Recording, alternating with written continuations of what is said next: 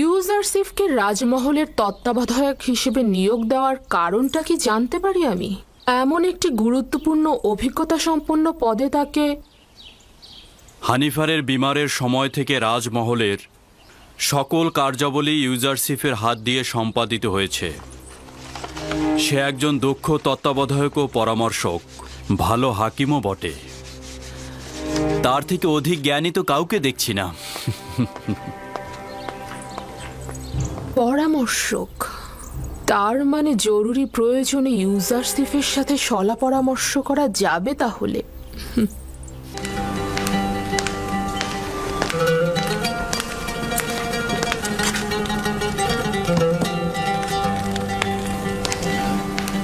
অবশেষে বাধ্য হলে হুইয়ার ও সুপারকে পূর্ববর্তী দায়িত্বে ফিরিয়ে আনতে।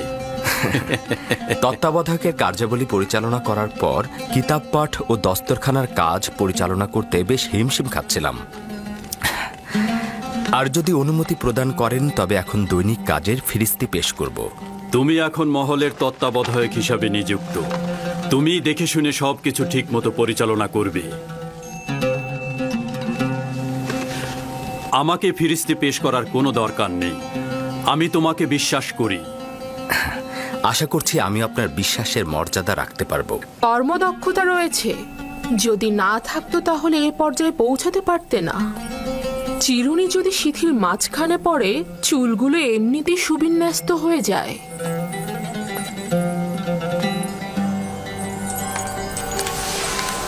ইউজারসিফও রাজমহলের চিরুনি, বিশ্বস্তও বটে। আজব ব্যাপার। জুলেখা এমন অভিজাত ও দাম্ভিক নারী যে সচরাচর কারো প্রশংসা করে না।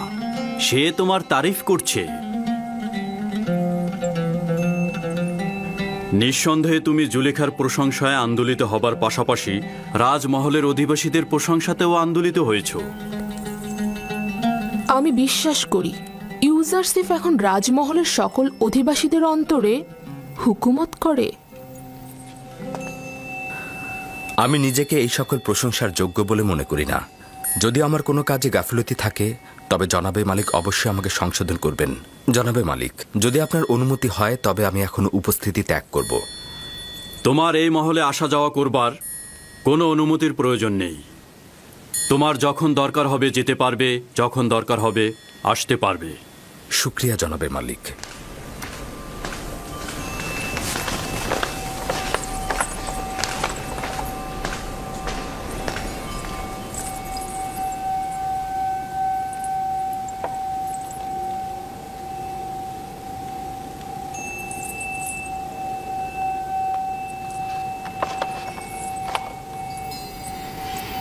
কিছু কি ঘটেছে? ইউজারসিফ পূর্বেও আমার সাথে অনেক বেশি অন্তরঙ্গ ছিল, কিন্তু কিছুদিন যাবৎ তার দৃষ্টি পর্যন্ত আমাকে প্রত্যাখ্যান করছে। ইউজারসিফ যা কিছু করছে তা হয়তো তার লজ্জা শরমের কারণে করছে। সে আর বালক নেই। রূপবান নারীর দিকে দৃষ্টিপাতকে আখলাক ও আদবের বরখেলাপ মনে করে সে। আমি তার এই আচরণকে অবজ্ঞা হিসেবে গ্রহণ করছি। সে হয়তো ভয় পাচ্ছে যে জুলেখার মায়াবী চোখের চাহনিতে সে প্রণয়াসক্ত হয়ে যাবে। আপনি সর্বদা সবকিছুকেই ঠাট্টা হিসেবে নিয়ে থাকেন। আমি সত্যি বলেছি। রূপসীদের তীক্ষ্ণ দৃষ্টি থেকে সাবধান থাকা উচিত।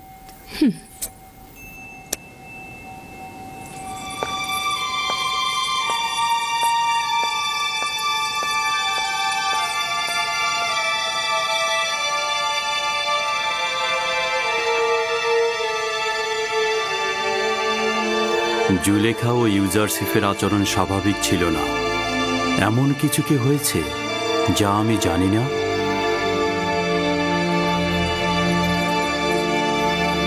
রাত হয়ে গেছে এবং আমি অনেক ক্লান্ত। বিশ্রাম করতে চাই, কেউ যেন বিরক্ত না করে। আপনি বিশ্রাম নিন, আমি এখানেই আছি আমার বানু। প্রয়োজন নেই, তুমি এখন যেতে পারো।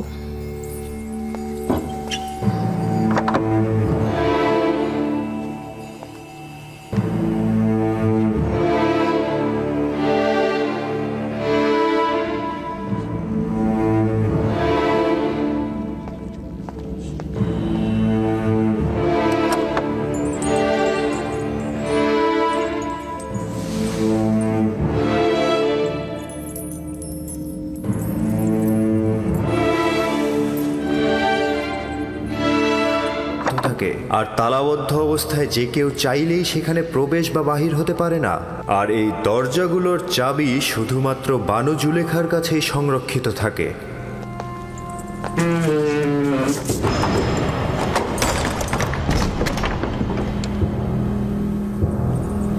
বানু জুলেখার আদেশ।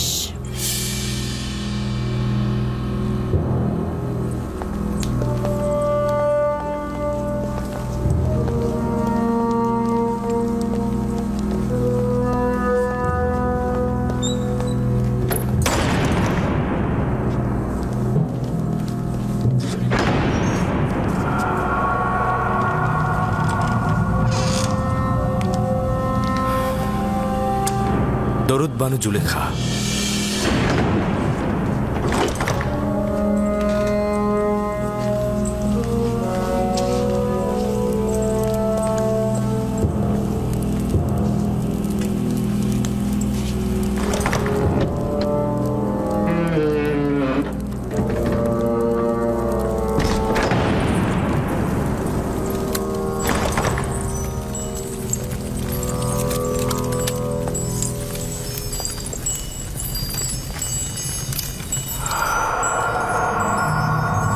তুই অবগত রয়েছিস যে তুই আমার গোলাম?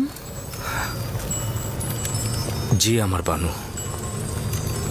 এবং জানিস যে একজন গোলাম অবশ্যই তার মালিকের প্রতি আনুগত্য প্রকাশ করবে।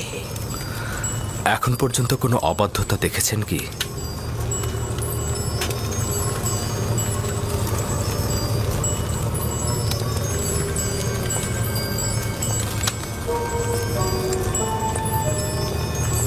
আজকেও তাহলে তুই আমার আনুগত্য পোষণ করবি?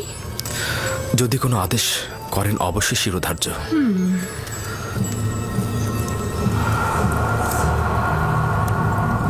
আজকে আমি নিজেকে তোর জন্য প্রস্তুত করেছি। খোদা তোমার কাছে পানাহ চাই। আপনি আমার কাছে কি চাচ্ছেন? খেয়ানত কি? আমি তো বলেছি আপনার কাছে সারা জীবন অনুগত থাকবো আমি, কিন্তু অনুগত আর বিশ্বাসের খেয়ানতের মধ্যে ভিন্নতা রয়েছে। আপনি আমার কাছে কি চাচ্ছেন? আমি তোর কাছে তোকে চাই। আপনার প্রতিদেবতার কাছে আমি বিশ্বস্ত। তিনি আমাকে মহব্বত করেন, তিনি আমাকে উন্নত স্থান দিয়েছেন, তার বিশ্বাসে খেয়ানত করব। আমাকে মহব্বত প্রকাশ করলে তাতে আমি তো খেয়ানতের কিছু দেখছি না। আমি আপনারও আপনার স্বামীর কাছে কৃতজ্ঞতা জ্ঞাপন করছি, কিন্তু তার মানে তো এই নয় আপনার মহব্বতের প্রতিদান দিতে গিয়ে আমি গুনার সাগরে ডুবে যাই। তুই আমার কাছে ঋণী, অবশ্যই তুই আমার মহব্বতের প্রতিদান দিবি, এবং একজন গোলাম হিসেবে তুই বাধ্য আমার আনুগত্য পোষণ করতে। যিনি আপনাদের দয়া আমার উপর বর্ষণে সাহায্য করেছেন তিনি হচ্ছেন আমার খোদা। সে কারণে আমি আপনাদের চাইতে বেশি এবং আপনাদের থেকে পূর্বে তার কাছে ঋণী। আমি নিজেকে ইজ্জতের তুঙ্গ থেকে তুচ্ছ অবস্থানে নিয়ে এসেছি যাতে তোকে হস্তগত করতে পারি। আমি অধিকার ছাড়বো না। আমি আমার ঈমান ও নিজস্ব চরিত্রকে সাময়িক কামনা বাসনার কাছে বিসর্জন করব না। আমি আর তুমি ছাড়া এই ঘটনা কেউ জানবে না। কিন্তু খোদাবন্দের নজর থেকে এটা আপনি কি করে গোপন করবেন? ও, তাহলে খোদাকে নিয়ে এত ভয়? আমিও তার কাছে লজ্জিত। এটা তো কোনো ব্যাপারই না। তোমার দৃষ্টি সহ্য করতে পারবো না। আমাকে ক্ষমা করো হে মহান আমুন। সে আর আমাদের গুনার সাক্ষী নয়। আমার ভয় মহাপরাক্রমশালী ও প্রখর দৃষ্টি সম্পন্ন খোদায়। ওই হাতে তৈরি আমুনকে ভয় পাওয়া তো অজ্ঞতা ও মূর্খতা ছাড়া আর কিছুই নয়। তুই আমাকে অজ্ঞ মূর্খ বললি? আমি তোর মতো শত লোককে পায়ের নিচে পদদলিত করতে পারি। আমার ঘোড়াগুলোর বিষ্ঠা পরিষ্কার করার মতো যোগ্যতাও তোর নেই, আর তুই কিনা মহান আমুনের কাছে আনুগত্য প্রকাশ করাকে মূর্খতা বলছিস? আমি আদেশ করছি, তুই পালন করতে বাধ্য, আর তা না হলে তোর কবর এখানেই হবে।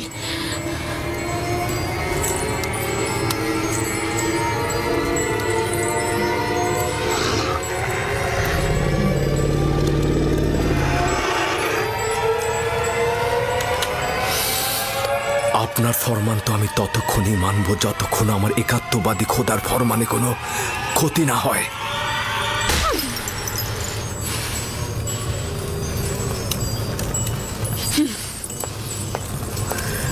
এখন এর সর্বোত্তম জবাব হতে পারে তোমার ন্যায় একই কাজ আমারও করা।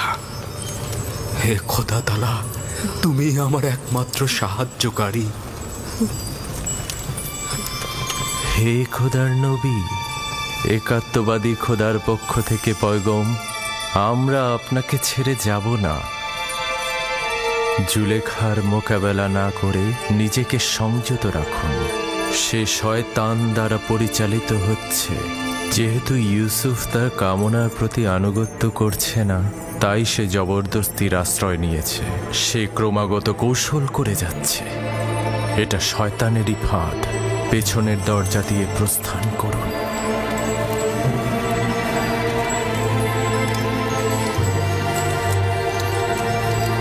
হে খোদার নবী, একাত্মবাদী খোদার পক্ষ থেকে এই পয়গম, পেছনের দরজা দিয়ে প্রস্থান করুন। প্রস্থান করুন। পালাবার পথ নেই, তুমি বাধ্য আনুগত্য স্বীকার করতে।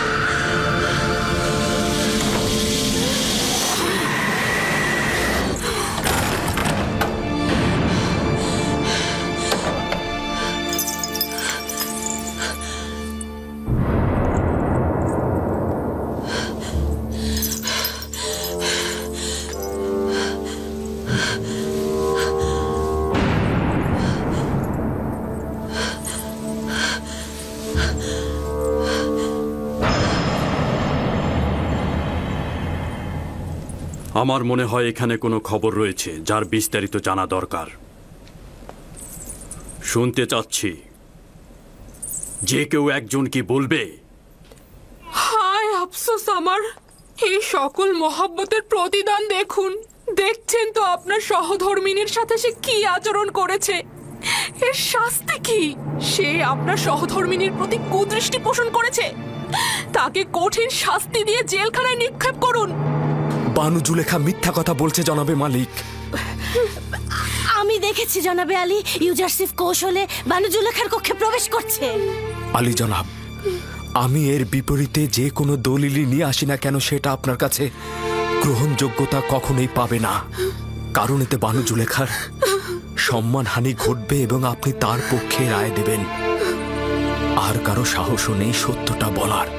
আপনিও নিশ্চয়ই সেটাই চাইবেন। এর থেকে বেশি ক্রোধের সৃষ্টি করো না। আমি দলিল ও সাক্ষী দেখতে চাই। আমি আসল গুনাহগারকে ধরতে চাই। আমার না আছে গুনাহ না করার কোনো দলিল, আর না আছে কোনো সেবিকা যে আমার পক্ষে সাক্ষ্য দেবে। সুতরাং তুমি দণ্ডিত। এর শাস্তি অবশ্যই পাবে। আমি এর জন্য প্রস্তুত রয়েছি জনাবে মালিক। তবে হাকিকত হচ্ছে সে আমাকে তলব করেছে এবং মিলনের ইচ্ছা পোষণ করেছে। আর এটা প্রমাণ করতে আমার নিজস্ব খোদা ব্যতীত আর কোনো সাক্ষী নেই। তুমি জুলেখার নির্জনতার সুযোগে প্রবেশ করেছ। করিমামা সাক্ষী রয়েছে। সকলেই জানে বানু জুলেখা অপরাধী, কিন্তু তার বিরুদ্ধে সাক্ষ্য দেওয়ার সাহস নেই কার। তোমার সাক্ষীকে হাজির করো এবং সাক্ষ্য দিতে বলো। খোদা ব্যতীত আমার তো আর কোনো সাক্ষী নেই। যদি আমাকে একাকে ছেড়ে দেন তো আমাকে সর্বাপেক্ষা কঠিন পরিস্থিতির মধ্যে পড়তে হবে। আপনি কি চাইছেন, এই গোলামের কথা গ্রহণ করতে?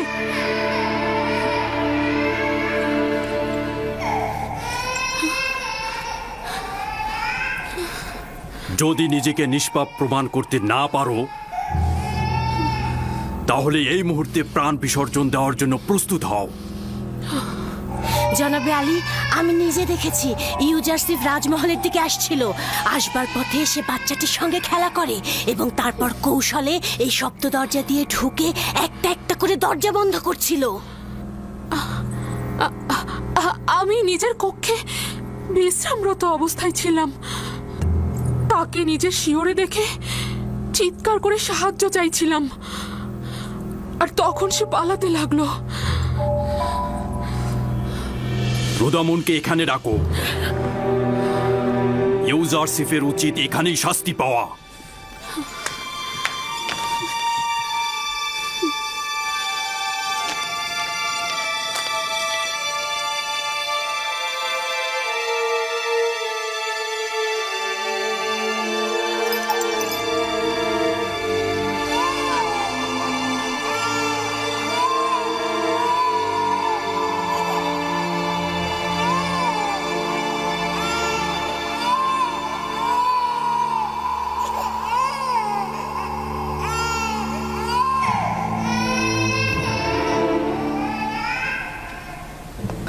আমার সাক্ষী আছে।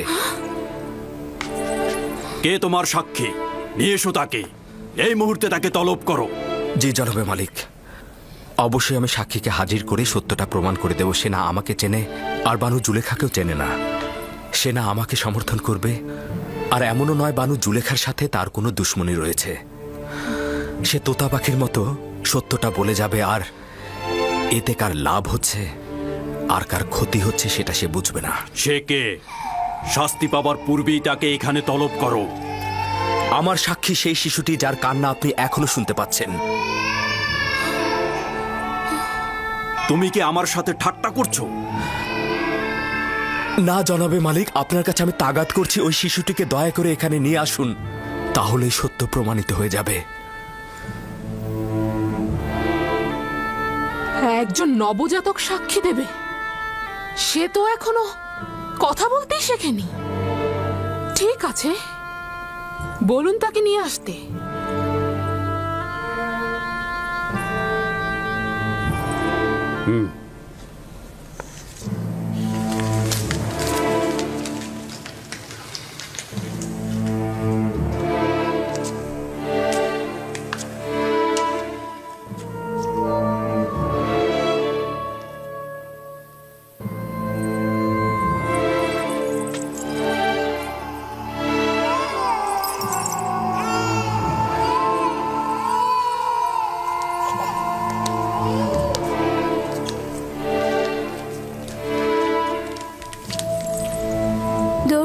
জনাব পুতিফার, সে আমার ফুফাতো বোন সিতেনে এবং তার সন্তান কিসেন। বলো তাকে সাক্ষী দিতে। কিসেনের কথা বলো। যা তোমাকে খোদাতালা শিক্ষা দিয়েছে তা তুমি এখানে বলো।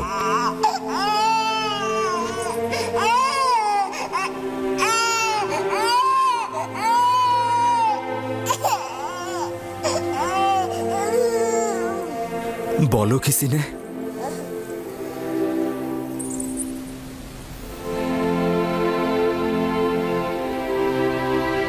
একাত্মবাদী খোদার ফরমানে তার একটি বাক্য বলবো। পিরান সামনের দিক থেকে ছেঁড়া থাকলে জুলেখা নিষ্পাপ, ইউসুফ গুনাহগার। আর যদি পিরান পেছনের দিক থেকে ছেঁড়া থাকে তবে জুলেখা পাপী, ইউসুফ নিষ্পাপ।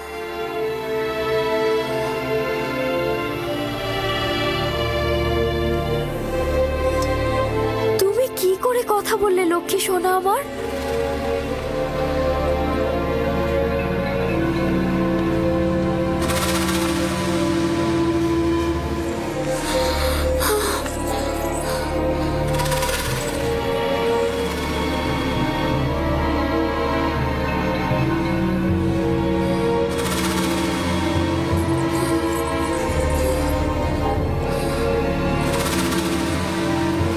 তুমি নিজের কান্না দ্বারা আমাকে ধোঁকা দিতে চেয়েছিলে। আসলে নারীদের প্রতারণার ফাঁদ খুবই বিশাল।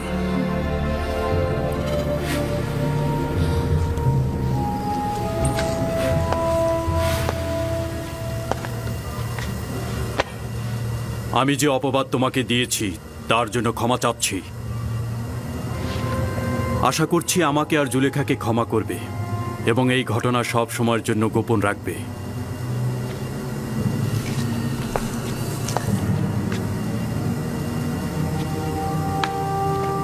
কারো অধিকার নেই এই ঘটনা সম্পর্কে কাউকে কিছু বলার। যদি এই ঘটনা কেউ প্রকাশ করে থাকো তাহলে তাকে কঠিন শাস্তি দেব। চলে যাও।